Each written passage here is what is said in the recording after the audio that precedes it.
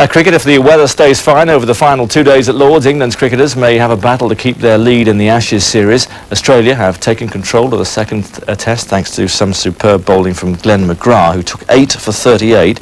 England were all out for 77. Their lowest ever score against Australia at Lord's this century. And by the close of the third day, the Aussies reached 131 for 2 in reply. That's a lead so far of 54. It was perhaps an odd way to start the day. Firstly, there were patches of blue in the sky. Secondly, Shane Warne opened the bowling for Australia. That was to the liking of Graham Thorpe, but not to Mark Taylor. The Australian captain brought on Paul Reiffel instead, and the wicket of Thorpe duly followed.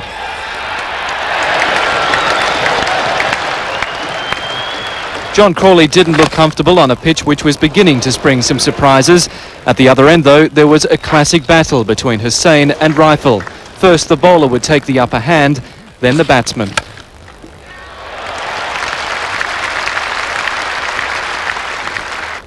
Crawley didn't get the chance to play himself in. McGrath removed him with a gentle outswinger for his 4th wicket of the innings, and England were 5 down and perhaps hoping that the heavens would open. There was a 15-minute delay for rain, but first ball back, Australia were in business again. Hussain became McGrath's 5th victim, and Robert Croft number 6. Darren Gough at least gave the crowd something to cheer about. But after that, the applause was all for McGrath. He took the wickets of both Gough and Caddick to finish with figures of 8 for 38, the best ever by an Australian bowler in an Ashes test. England too had a statistic for the history books. 77 was their lowest innings at Lord's since 1888.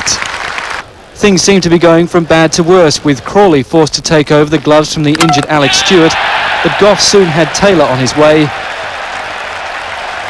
And Blewett too should have been dismissed, but for an almost unbelievable mix-up in the England slip cordon. That was the signal for the South Australian to cut loose, as he almost single-handedly led the run chase before yet another rain delay. But this time it worked in England's favour, as Blewett fell to Croft for 45. Philip Martin, Sky News. The weather at Lord's. The play didn't start until 20 to 6 this evening, but in the hour and a half or so they played, Matt Elliott completed his maiden test century for Australia.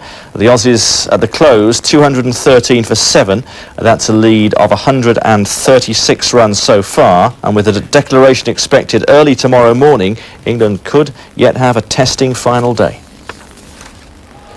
It could only happen in cricket. After waiting nearly 6.5 hours to restart this ill-fated second test, the umpires had to hold back Andy Caddick so the first ball could be delivered bang on time.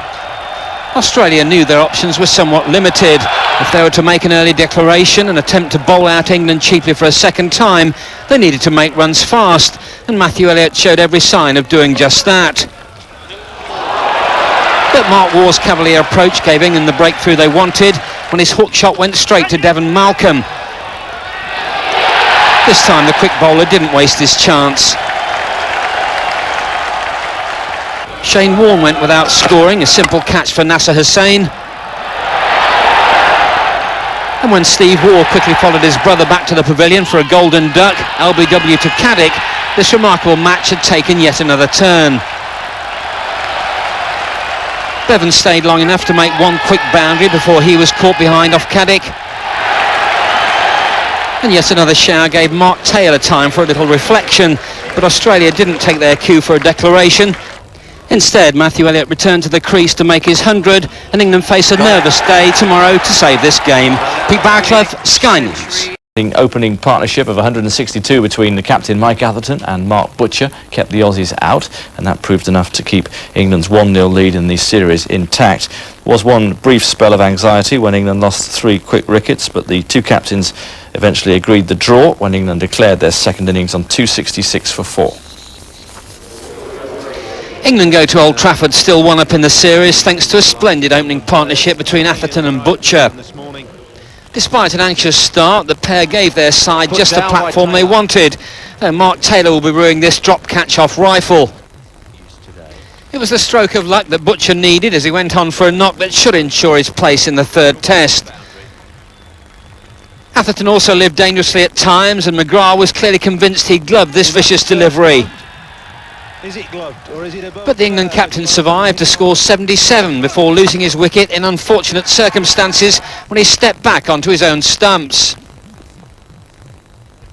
Alex Stewart was next to go, caught in the deep off McGrath for just 13. Down to long leg and comfortably caught. And Nasser Hussain went for a duck. A superb caught and bowl from Shane Warne. Good flighted delivery from Warne. Exactly Mark what he Butcher also fell to a beautiful delivery from the spinner.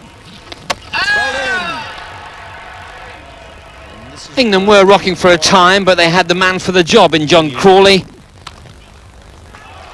It's a glorious stroke from John Crawley. And with Graham Thorpe providing ideal support at the other end, it was only a matter of time before the Australians called it a day. And that's through the gap. No real power, but England are well aware the poor Lord's weather has given them an unexpected chance to regroup, but they'll also have been heartened by their defiant batting on the last day. Pete Barclough, Sky News.